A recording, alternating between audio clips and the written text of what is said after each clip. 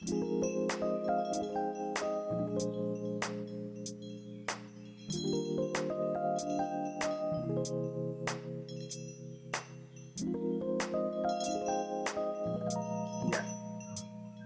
Assalamualaikum warahmatullahi wabarakatuh. Waalaikumsalam warahmatullahi wabarakatuh. Selamat sore teman-teman semua. Sore. Ya, salam sejahtera bagi kita semua. Semoga teman-teman semua masih dalam kondisi yang sehat ya. Amin.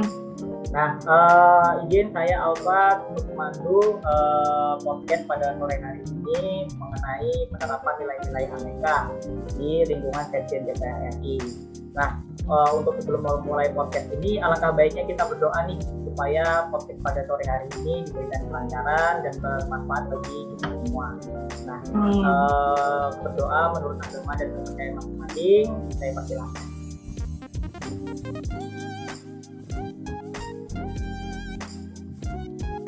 Cukup. Oke, teman-teman, sebelum pembahasan podcast yang sangat menarik ini di sore ini, alangkah baiknya kita perkenalan diri terlebih dahulu karena ada istilah tuh tak kenal maka tak sayang, dia nggak? Nah, dari itu saya persilahkan dari teman-teman untuk memperkenalkan masing-masing ya. Monggo. Nama saya Intan Dewi Maharani. Dipanggilnya Intan. Saya dari jabatan penata kendaraan dinas di Sekjen DPR. Lanjut. Saya ya Mas, perkenalkan nama saya Fahri Zair, bisa dipanggil Fahri. Saya CPNS Sekjen DPR RI di bagian Biro Protokol, Unit Kerja, bagian upacara dan penyaluran delegasi masyarakat. Jadi kalau ada demo, kalau nata-nata tempat di bagian saya.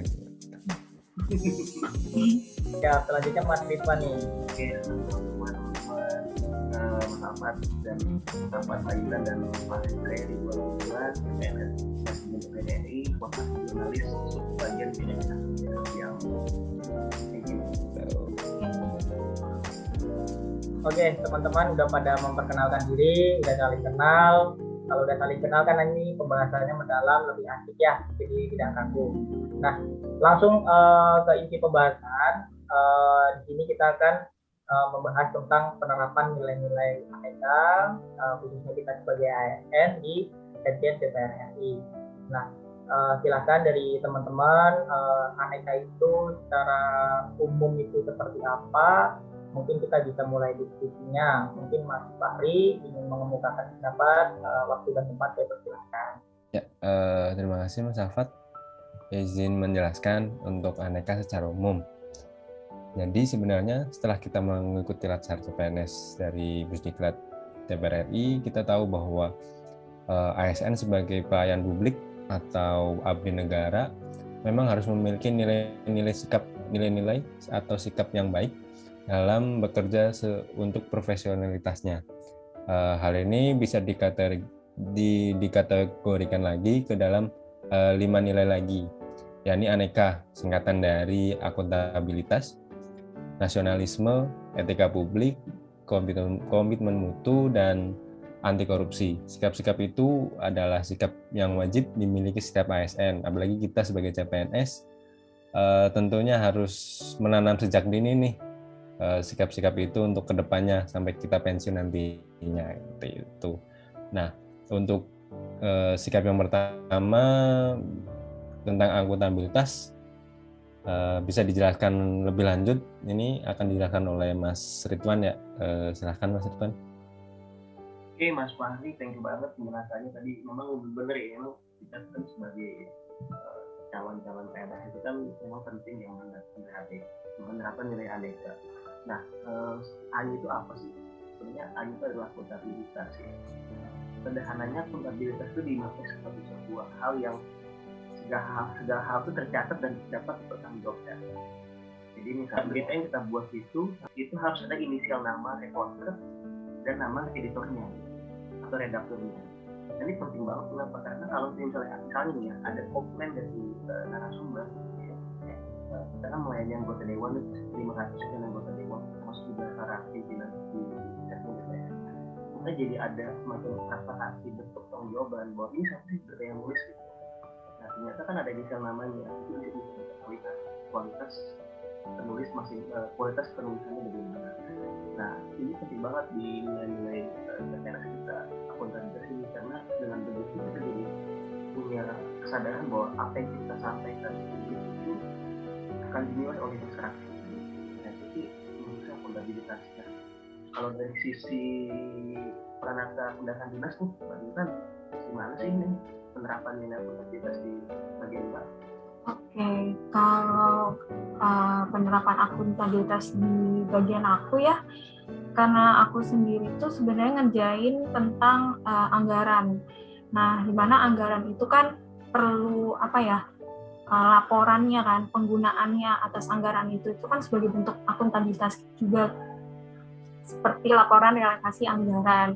Nah, aku sendiri tuh tiap bulannya membuat laporan realisasi anggaran. Jadi serapan atau penggunaan anggaran tiap bulan itu ada gitu, bukti dokumennya juga ada gitu. Kalau Mas Fahri gimana? Ya, kalau saya di protokol kebetulan pekerjaan saya lebih ke lapangan ya. Jadi secara akuntabilitas kita benar-benar ketika saat bekerja mendampingi pejabat misal, kita harus benar-benar dari tahap persiapan, kita harus menyiapkan tempat bagaimana pejabat itu masuk, apa aja rentetan acara, peralatan apa aja yang harus dihidupkan, sampai akhirnya pejabat itu keluar sampai ke tempat aman lagi gitu loh Mbak. Jadi akuntabilitas yang di kita ya benar-benar nempel ke pejabat dan melayani mereka sampai acara itu selesai, sampai mereka ke tempat aman lagi gitu. Itu sih. Oke. Iya. Terus lanjut ya ke nilai yang kedua, M-nya itu nasionalisme. Pengertian dari nasionalisme ini adalah paham atau ajaran untuk mencintai bangsa. Sebenarnya inti dari nasionalisme ini kita ada rasa cinta tanah air dan kita bisa mengamalkan nilai-nilai Pancasila sih. Kalau menerapkan nasionalisme di sehari-hari itu gampangnya aja sih, paling kita beli produk lokal ya, pakai produk lokal. Terus kalau kita menerapkan nilai Pancasila, sila pertama tuh ketuhanan yang Maha Esa, kita juga bisa untuk beribadah, sholat seperti itu. Terus membantu sesama, berdonasi, lalu kita memakai batik juga gitu. Kalau Mas Ivan gimana? Ya, nasionalisme itu di dalam ide cetak itu kita sebisa mungkin mengamalkan sila ketiga dari Pancasila, itu persatuan Indonesia. Jadi yang kita buat itu sebisa mungkin tidak membuat situasi menjadi panas gitu. Tapi kita lebih ke tengah ya, ke moderat. Kalau bahasa Islam itu di waktu paparan adalah kita bukan netral dan independen. Kita tidak punya kepentingan apapun dan kita lebih meskipun kita punya kendala sistem pemerintah gitu. Kita adalah ASN, kita menjaga agar situasi terkondusif dengan setiap berita yang kita hasilkan. Nah, ini protokol gimana? Tadi kan Mas Fahri di awal menyampaikan bahwa setelah ada demo Mas Fahri ini yang menangani nih. Nah, ini bagaimana nih? Ya sebenarnya kalau demo menanginya dalam hal menjembatani. Tapi kalau nasionalisme di kami sebenarnya kan protokolan juga ada undang-undangnya, yaitu di Undang-Undang Nomor 9 tahun 2010 tentang keprotokolan, tata tempat, tata penghormatan, tata upacara, seperti itu. Jadi kalau kami benar-benar kerja tentang protokol yang benar, melayani pejabat sesuai dengan tata-tata yang diatur undang-undang, sebenarnya kami juga sudah melaksanakan nasionalisme, di mana salah satu nilai nasionalisme adalah menaati dan mematuhi serta mengimplementasikan peraturan perundang-undangan yang dibuat di Indonesia. Itu sih kalau nasionalisme. Boleh nyambung ke nilai berikutnya ya? Boleh.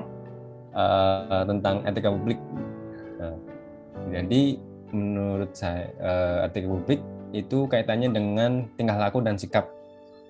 bagi kita sebagai ASN yang notabene adalah pelayan publik, kita dalam melayani harus diatur dengan sungguh-sungguh sehingga customer atau konsumen, yakni adalah misal kalau penata kendaraan dinas mungkin rekan kerja yang lain untuk meminjam kendaraan dan lain-lain gitu.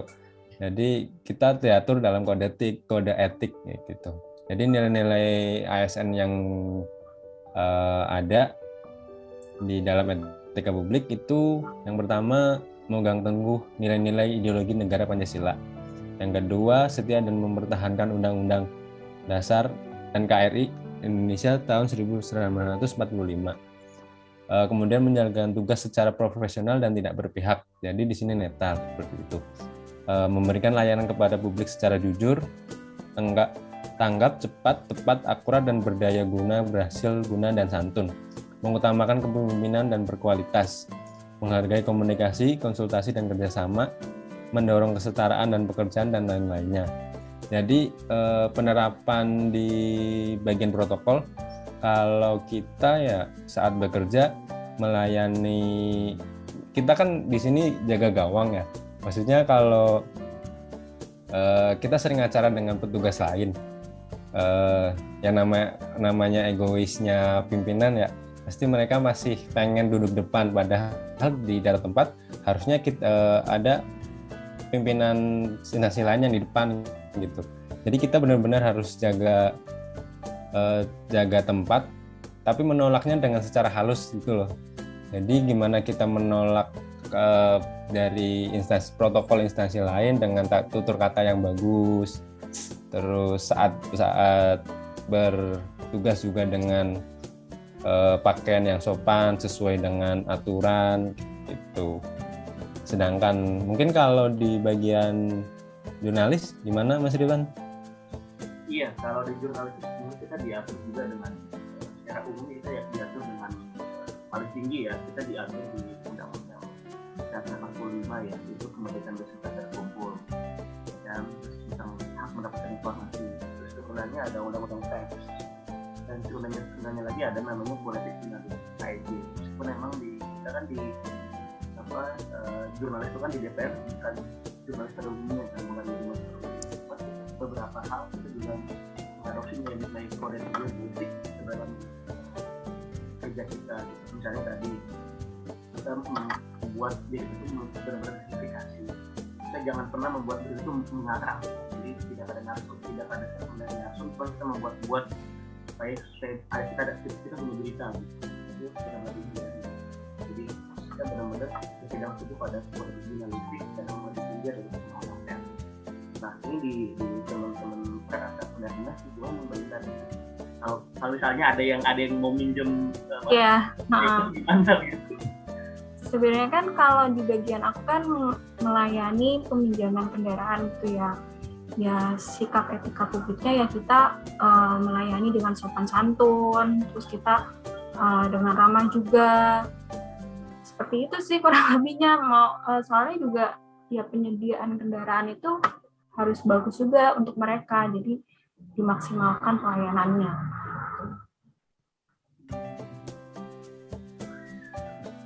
Oke deh, ini yang poin keempat nih, komitmen itu nih. Kalau berdasarkan yang waktu baca dan beberapa materi yang pun dapat, poin komitmen itu adalah sebuah menjadi inovatif. Itu ada 3 nilai, yang pertama efektif, kedua efisien, ketiga inovasi. Intinya bagaimana sebagai CPNS kita punya sikap untuk melakukan tindakan itu secara efektif, itu pakai dalam waktu. Jadi kita waktu yang singkat cuman hasilnya optimal. Efisien itu terkait dengan sumber daya. Jadi kita bisa sumber daya yang mungkin terbatas, tapi kita bisa melakukan itu optimal gitu. Nah inovasi ini misalnya sama begini hari ini kita inovasi nih. Biasanya kan latar pajak itu kan selalu diadakan offline. Pertemuan besar pusat, nanti pertemuan itu dengan kreasi. Ini kan suatu hal yang baru sebenarnya. Nah dengan begini kita bisa menjalankan latar. Nah itu sih kalau di jurnalis sama. Misalnya kita menjaga mutu itu adalah bagaimana kita menjaga berita itu setidaknya jangan lama-lama, 3-4 jam lah maksimal dari selesai acara. Terus kita juga harus menjaga yang namanya yang namanya PUEBI ya, Pedoman Umum Ejaan Berbahasa Indonesia. Itu harus jelas menyebutkan nama, jangan sampai salah, jelas menyebutkan nama institusi kayak gitu. Nah itu sih kalau dari menjaga musimnya kita di media cetak. Nah kalau dari kendaraan dinas gimana Mbak? Sebenarnya untuk mengimplementasikan komitmen mutu ini cukup mudah ya. Maksudnya kayak kita intinya kan kita adanya penerapan efektivitas dan efisiensi kita dalam bekerja ya. Contoh kecilnya ya misalnya penggunaan ATK di kantor, kayak misalnya kita buat ngeprint kertas gitu kan, jangan terlalu boros lah penggunaan kertasnya gitu kan. Sebenarnya bisa diantisipasi kalau sebelum ngeprint itu kita ngeprint dulu nih pakai kertas bekas. Biasanya kan ada yang salah-salah itu baliknya kan masih ada yang kosong gitu kan. Nah itu bisa di-print dulu pakai itu, lalu kalau udah benar baru di-print yang benarnya gitu kan. Terus kayak penggunaan listrik juga, kalau misalnya habis nge-charge handphone, nge-charge laptop, dicabut gitu. Itu sih kalau dari aku, simpelnya aku ya buat implementasiin komitmen mutu ini. Kalau Mas Fari gimana? Oke, kalau di protokol ya baik lagi karena kita kaitannya dengan acara atau kegiatan, masalahnya yang sering terjadi adalah pemberitahuan kegiatan tuh mepet kalau di kita kan. Seringnya sih di Sekjen DPR tuh, misal acara jam 11, kita baru dikasih tahu tuh jam 9, padahal kita harus menyiapkan, kalau kita ada prisma nama, tata tempat, tata denah kayak gitu, kita sampai menyiapkan ruangan, menyiapkan ruang VIP room, AC-nya seberapa sampai sedetail kayak gitu sebenarnya. Jadi untuk menyiasati itu setiap hari, setiap pagi kita menyiapkan nih, misal kalau Prisma yang sering kita ini kan kalau nggak pejabat sekjen juga anggota, kita udah standby nih Prisma tanpa harus buat lagi gitu loh, kecuali yang dari luar kita emang harus buat. Kemudian untuk pakaian kita standby lemari di ruangan, misal ketika dibutuhkan nih batik, saat hari Senin Selasa kan kita nggak pakai batik nih, saat dibutuhkan batik kita ada nih batik di ruangan, atau saat dibutuhkan jas karena kita sering pakai jas juga, satu setel juga ada nih di ruangan, satu setel jas kayak gitu sih. Jadi kita benar-benar menyiapkan nih sebelum perang ibaratnya kayak gitu. Itu sih. Tanya dong Mas Fahri, ada semacam kayak kotak gitu nggak, misalnya H- jam berapa gitu protokol sudah hadir di acara tersebut? Kalau kita nggak ada sih, tapi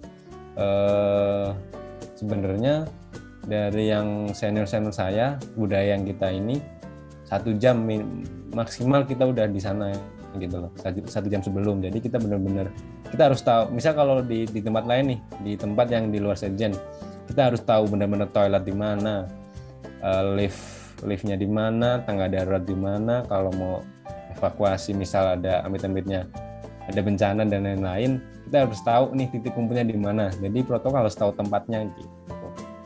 Itu sih teman-teman. Berarti kerjasama dengan keamanan juga Mas ya? Iya, kita sering dengan keamanan. Nilai terakhir nih kayaknya nih setelah. Oke, iya, nilai terakhir ya, anti korupsi. Hanya anti korupsi. Ya udah tau lah ya korupsi itu apa. Korupsi kan biasanya mengambil hak orang lain yang bukan hak kita. Terus pencurian uang juga. Pokoknya intinya apa ya, menyebabkan pemborosan anggaran negara atau dia merugikan negara. Nah, kalau untuk aku sendiri di kendaraan, contoh anti korupsinya itu ya tidak menggunakan fasilitas kantor ya untuk kepentingan pribadi.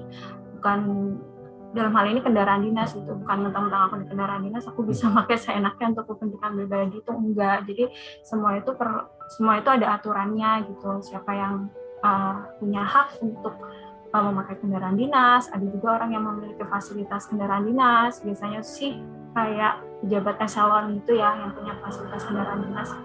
Dan itu juga untuk apa ya, mendukung tugas kedinasan mereka kan gitu. Dan apalagi ya, mungkin kayak datang ke kantornya tepat waktu gitu, jadi nggak korupsi waktu juga. Kalau yang lain gimana, Mas Ridwan? Iya, kalau di DKK itu kan kita lebih pada jangan sampai kita mengambil hak orang lain. Misalnya gini, kita udah ditugaskan nih, untuk meliput dinas luar gitu di sebuah acara. Cuma kita kadang-kadang tuh nggak yakin dengan kualitas kita. Nah, terus kita misalnya mengikuti minta bantuan gitu tanpa seizin dari pimpinan kita gitu buat kondisi kita gitu. Nah itu kadang-kadang mengganggu juga kita, karena itu kan sebenarnya kan kita tugas kita tapi melibatkan orang lain dan tanpa seizin dari pimpinan gitu. Kan sebenarnya kan melanggar aturan sebetulnya itu, dan kita sudah cheating lah, bahasa curang gitu. Sebenarnya yang harus dihindari. Nah, sama kayak misalnya di teman-teman anak-anak juga sama, kita masuk tepat waktu kan jam 8 dan itu masuk kita menggunakan batik. Nah kalau di protokol gimana? Kayaknya kalau di protokol lebih kayak yang sering ditemuin ya, karena kita kadang-kala mengeskort tamu juga kayak gitu, karena kita sudah tahu bahwa itu salah satu bentuk korupsi, ya, Gratifikasi. Gratifikasi. Ya sering lah kayak gitu, masih ada yang kayak gitu. Jadi kita cuma cukup bilang maaf Pak, emang sudah tugas kita melayani Bapak Ibu di sini sebagai tugas kami sebagai protokol, kayak gitu sih. Jadi ya kayak gitu sih. Kalau di tempat lain ada nggak kayak gitu, misal gratifikasi dalam bentuk lain? Ada. Tapi kalau aku pribadi sih enggak ya. Tapi ya ada mungkin gitu. Kalau di jurnalis pasti tuh, ya kan? Kalau saya alhamdulillah selama sekitar 1,5 bulan ini sih belum pernah dihadapkan hal itu, dan semoga jangan nih. Nggak tahu kalau di teman-teman kan, kalau di PNS itu kan kayaknya sudah jelas ya kalau etiknya, cuman nggak tahu kalau di teman-teman yang di kan kita kan juga ada. Tapi yang pasti gini sih, kalau kita misalnya ada dinas luar misalnya, itu pasti kan ada perjanjian masih gitu, dan gitu. Saya kira hal yang sah. Tapi kalau di luar itu kayaknya saya belum pernah tahu dan belum pernah dapat juga. Kalau saya dapat, tapi sama saya balikin juga sih. Gitu lah. Iya benar, harus menerapkan anti korupsi. Betul. Kayaknya udah semua nih ya. Iya. Oke, udah semua ya. Jadi udah seru banget ngedengerinnya, asik banget dari 3 macam jabatan, ada yang jurnalis, ada yang bendahara dinas, ada yang protokol, masing-masing sudah menceritakan, berdiskusi bagaimana penerapan nilai aneka kita sebagai ASN di masing-masing unit kerjanya. Tentu satu sama lain berbeda, jadi adanya podcast ini juga saling tahu kondisi kanan kiri kita, unit kerja teman kita dan sebagainya. Nah, untuk akhiran dari podcast ini mungkin lebih baik kita, kan tadi udah banyak tuh macam-macam kan diskusi.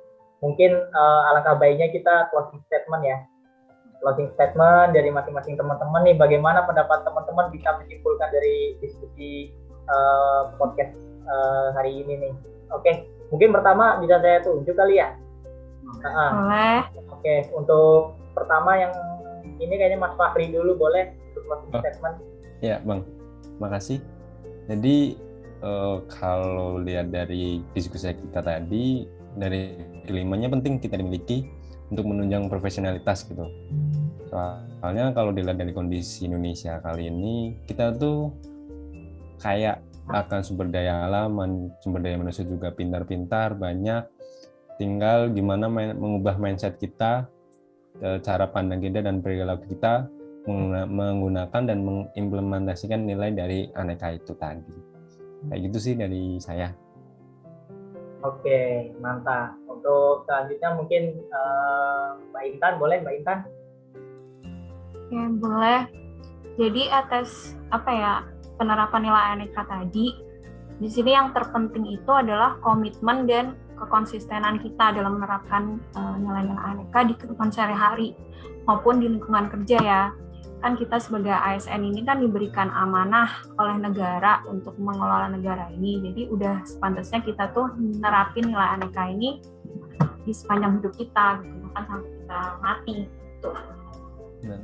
Baik, mantap. Jadi aneka tidak diterapkan hanya di kantor doang ya, tapi di lingkungan sosial, di luar kantor juga bisa.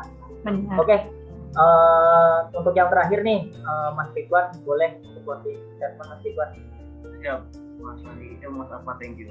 Saya penerapan aneka itu kita mulai dari 3M.